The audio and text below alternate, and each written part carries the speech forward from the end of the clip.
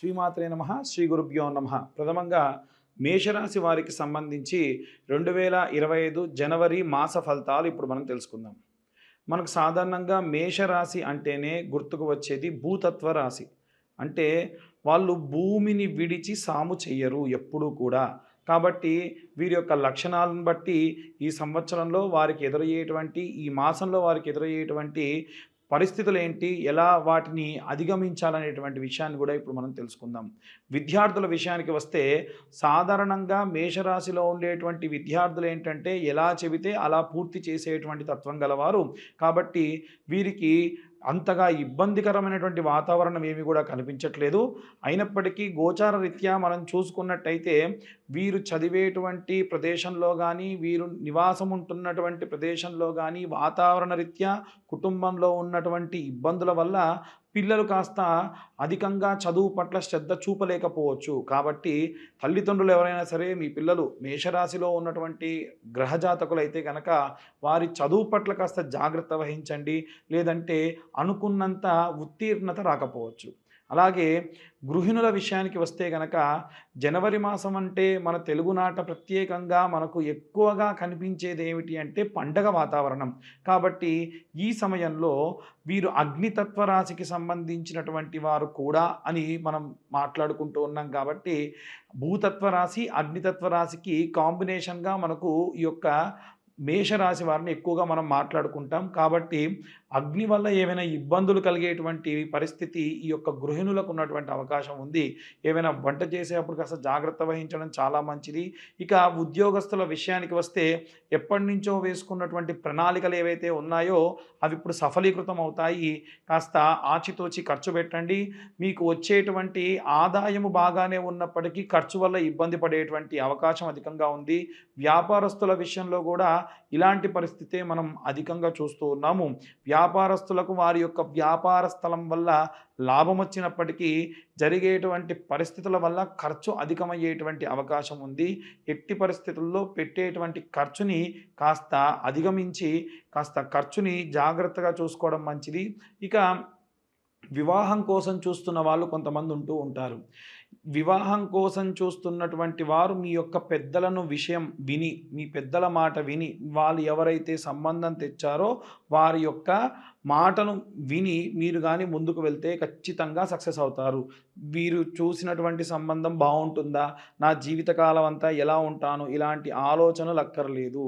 ఖచ్చితంగా మీరు మీ జాతక విషయంలో ఉన్నటువంటి గోచార రీత్యా ఇప్పుడు కానీ ఎవరైనా వివాహం కోసం చూస్తే మంచి సఫలీకృతమైనటువంటి వాతావరణమే అధికంగా కనిపిస్తూ ఉంది. ఇక ప్రత్యేకంగా ఎవరైనా సరే సినీ రాజకీయ రంగాల వారు ఎవరైనా ఉంటే కనుక ఎక్కువ శాతము ఒక మనిషిని నమ్మి సినిమాల్లో కానీ రాజకీయాల్లో కానీ ముందుకెళ్తూ ఉంటారండి. అందుకే చూడండి వీళ్ళకు పిఏలు పిఆర్ఓలు ఉంటారు. కాబట్టి మీరు వారు తీసుకున్నటువంటి నిర్ణయాన్ని క్రాస్ చెక్ చేయాలి, ఎప్పటికప్పుడు చూసుకోవాలి. మీ దగ్గర ఉన్నటువంటి లక్షణం ఏంటంటే మీ రాశివారు గుడ్డిగా నమ్మేస్తారు, అతను చెప్పాడంటే వెళ్ళిపోవచ్చు అని. అలా కాకుండా ఉండాలి అంటే కనుక ఖచ్చితంగా ఈ సినీ రాజకీయ రంగాల్లో ఉన్నవారు వారు ఇచ్చినటువంటి ఏదైనా మీకు షెడ్యూల్ ఉంటే ఆ షెడ్యూల్ మొత్తాన్ని కూడా మళ్ళీ క్రాస్ చెక్ చేసి ముందుకెళ్ళడం వల్ల మంచి ఫలితాలు పొందుతారు. తెలవకుండా ఇబ్బంది పడే అవకాశం ఉంటుంది గుడ్డిగా నమ్మి వెళ్ళిపోతే. ఇక ప్రత్యేకంగా ఎవరైనా గృహ నిర్మాణ రంగంలో కానీ లేదా ఏమైనా భూమిని నమ్ముకొని పనిచేసేవారు కానీ, ఈ భూమిని నమ్ముకొని పనిచేసేవాళ్ళు రియల్ ఎస్టేట్లో ఉంటారు, రైతులు కూడా ఉంటారు. రైతుల విషయంలోకి వస్తే ప్రత్యేకంగా దేవుణ్ణి నమ్మి వాళ్ళు పాపం కష్టపడి కోతలు అన్నీ కూడా వేసి చేయడం వల్ల ఒక్క వాతావరణ సమస్య వస్తే తప్ప అన్ని విషయాల్లో కూడా మంచి వాతావరణమే కనిపిస్తుంది. కానీ గృహ నిర్మాణ రంగానికి భూమిని కొని అమ్మాల్సి క్రయ విక్రయ సంబంధితమైనటువంటి విషయాల్లో మాత్రము ఈ యొక్క మేషరాశి వారికి సంబంధించి ఎప్పుడు మీరు ఆ పనికి వెళ్తున్నా సుబ్రహ్మణ్య దర్శనం చేసుకొని వెళ్ళడం శ్రేష్టము. లేకుంటే చాలా చాలా ఇబ్బంది పడేటువంటి అవకాశం ఉంటుంది. మీరు ఏదైనా సరే ఒకవేళ దేవుడి దర్శనం చేసుకొని వెళ్ళిన తర్వాతకి కూడా పని ఆగిపోయినా మీ మంచికే జరిగిందని అనుకోవాలి. ఇక ఎవరైనా సరే కోర్టు వ్యవహారాల్లో గనక ఇబ్బంది పడుతూ కోర్టుకు చుట్టూ తిరుగుతూ ఆ కోర్టు కేసులు అవ్వట్లేదు అంటే గనక దయచేసి మీరు అమ్మవారి యొక్క దర్శనం చేసుకొని వెళ్ళడం మంచిది. ప్రత్యేకంగా ఈ యొక్క రాశి వారికి సంబంధించి కోర్టు వ్యవహారాలకు సంబంధించి తొందరగా రిజల్ట్ వచ్చేటువంటి అవకాశమే అధికంగా కనిపిస్తూ ఉంది. ఇక అన్ని వర్గాల వారికి సంబంధించి ఇంకా ఏవైనా సరే రెమెడీస్ తెలుసుకోవాలన్నా గోచార రీత్యా మేము చెప్పినటువంటివి అన్నీ కూడా జరుగుతాయి. ఇంకా ఏవైనా తెలుసుకోవాలి, వారి పర్సనల్గా వారి జాతకం అంతా తెలుసుకోవాలి అంటే కింద కనిపించే నెంబర్కి కాల్ చేయొచ్చు. ఇక ఈ జనవరి మాసంలో సినీ రాజకీయ రంగాల వారి దగ్గర నుంచి విద్యార్థులు, గృహిణులు ఎలాంటి రెమెడీస్ పాటించాలో ఇప్పుడు మనం తెలుసుకుందాం. మనకి ఈ యొక్క జనవరి మాసంలో ప్రత్యేకంగా విద్యార్థులకి, గృహిణులకి, వ్యాపారస్తులకి, సినీ రాజకీయ రంగాల వారికి, వివాహం కోసం ఎదురు చూసే వారికి, కోర్టు గొడవలకు సంబంధించి ఇబ్బందులు ఉన్న వారికి కాను, అలాగే ఏవైనా గృహ నిర్మాణ కార్యక్రమాలు చేసేవారు ఎవరైనా ఉంటే వారికి సంబంధించి ప్రత్యేకమైనటువంటి గ్రహస్థితి వల్ల మనకి బుధాదిత్య యోగం కానీ, అలాగే జనవరి మాసంలో జరిగేటువంటి గ్రహ సంచారాన్ని బట్టి మార్చి వరకల్లా వచ్చేటువంటి షష్టగ్రహ కూటమి, చతుర్గ్రహ కూటమి వల్ల వచ్చేటువంటి ఎన్నో రకాలైనటువంటి మార్పుల వల్ల మనం కొన్ని రెమెడీస్ చేసుకోవడం చాలా చాలా ఉత్తమం.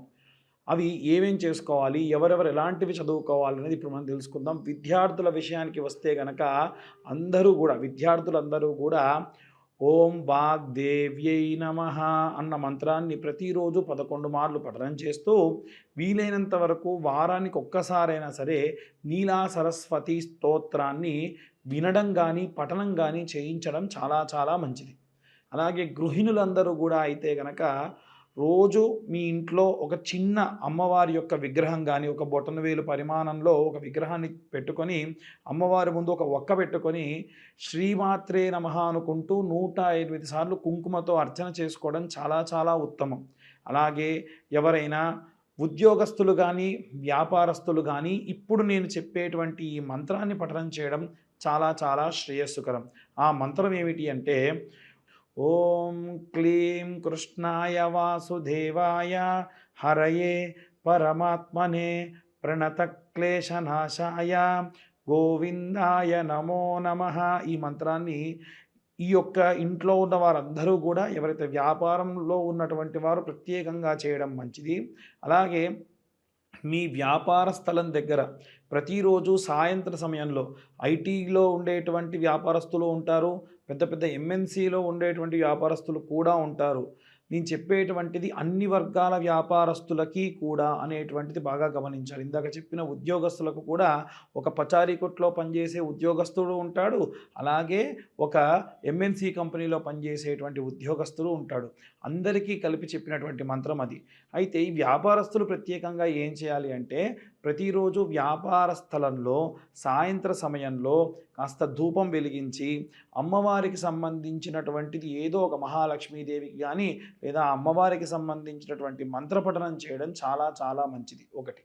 రెండవది ఏమిటి అంటే మీరు వ్యాపార స్థలాన్ని బంద్ చేసి వెళ్ళేప్పుడు ఒక పేపర్ తీసుకొని కుడివైపు 3 సార్లు ఎడంవైపు ఒకసారి తిప్పి అక్కడ పడేసి వెనక్కి తిరిగి చూడకుండా వెళ్ళిపోవడం చాలా చాలా ఉత్తమం.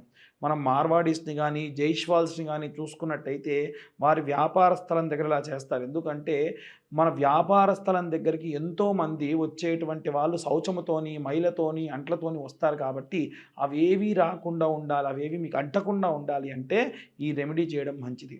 అలాగే వ్యాపార స్థలం దగ్గర కౌంటర్లో ఒక పటికని ఉప్పులో పోసి గాజు పాత్రలో ఉప్పు పోసి పెట్టుకోవడం మంచిది. నిమ్మకాయని గాజులో వేయడం వల్ల అది తేలితే మంచిది, మునిగిపోతే అంత శ్రేయస్కరం కాదు. అలాగే మీ క్లీనింగ్ చేసేటప్పుడు కొంచెం ఉప్పు పసుపు వేసిన నీళ్ళతోని క్లీన్ చేయించడం వల్ల కూడా సకల గాలి ధూళి యంత్ర మంత్రాల వల్ల వచ్చినటువంటి దోషాలు కూడా పోతాయి. ఇక ప్రత్యేకంగా సినీ రాజకీయ రంగాల వారు కానీ ఎవరైనా సరే కోర్టుల్లో పనిచేసి కోర్టు కేసులతో తిరిగేటువంటి వాళ్ళు పబ్లిక్ పోర్టల్లో బాగా ఉంటారు. కాబట్టి మనకు దుర్గా కవచము అనేటువంటి కవచం ఉంటుంది. ఈ దుర్గా కవచం ఎలా ఉంటుందంటే శృణోదేవి ప్రవక్ష్యామి కవచం సర్వసిద్ధిదం పఠిత్వా పాఠయిత్వా చ నరో ముశ్చేత సంకటాత్ ఇలా ప్రారంభమవుతుంది. అమ్మవారికి సంబంధించి 8 శ్లోకాలు ఉంటాయి. ప్రతిరోజు అది చదువుకోండి. ఎందుకంటే పబ్లిక్ పోర్టల్లో తిరిగేటువంటి వాళ్ళకి ఎంతో దిష్టి తగులుతుంది. అది పోవాలి అంటే ఈ మంత్రాన్ని చదువుకోవడం చాలా మంచిది. ఇక ప్రత్యేకంగా ఏవైనా సరే ఒక పఠనాన్ని, ఒక మంత్రాన్ని మనం జపంగా చేయడం మంచిది అనుకుంటే ఎలా అనుకుంటే, ప్రతిరోజు అసుర సంధ్యా సమయంలో పంచాక్షరి మంత్రం అంటే ఓం నమః శివాయ అనే మంత్రాన్ని పఠనం చేయడం చాలా చాలా శ్రేయస్కరం. నిర్మాణ రంగంలో ఉన్న వాళ్ళైతే గనక శరవణ భవాయ విద్మహే కార్తికేయాయ ధీమహే తన్నో స్కంద ప్రచోదయత్. ఎందుకంటే ఆయన భూమిని చీల్చుకుంటూ పుట్టాడు కాబట్టి భూమికి సంబంధించిన మంత్రం, కుజుడికి సంబంధించిన మంత్రము, సుబ్రహ్మణ్య స్వామికి సంబంధించిన మంత్రం చాలా చాలా కాపాడుతుంది. ఈ యొక్క మంత్రపఠనాన్ని, రెమెడీస్ని ఫాలో అయ్యి అందరూ కూడా చాలా శ్రేయస్కరంగా ఉంటారని కోరుకుంటున్నా. అందరికీ కూడా మకర సంక్రాంతి శుభాకాంక్షలు, అలాగే నూతన ఆంగ్ల సంవత్సర శుభాకాంక్షలు. ఎవరైనా సరే జాతకాలకు సంబంధించి ఫోన్ చేస్తూ ఉన్నారు, దయచేసి వాట్సాప్ చేయండి. ఒకవేళ కాల్ చేయదలుచుకుంటే కింద ఇచ్చేటువంటి నెంబర్కి మీరు కాల్ చేయొచ్చు. పూర్తి జాతకాన్ని 60 పేజీల్లో క్యాలిక్యులేషన్స్ చేసి మీకు పంపించి పూర్తిగా మీతోని ఒక అరగంట సేపు మాట్లాడడం జరుగుతుంది. ఈ క్యాలిక్యులేషన్స్కి గాను మాకు కాస్త 3 నుంచి 4 గంటల సమయం పడుతుంది. గతంలో చాలామంది 5,000, 6,000 తీసుకునేవారు ఉన్నారు. కానీ కేవలము రూ.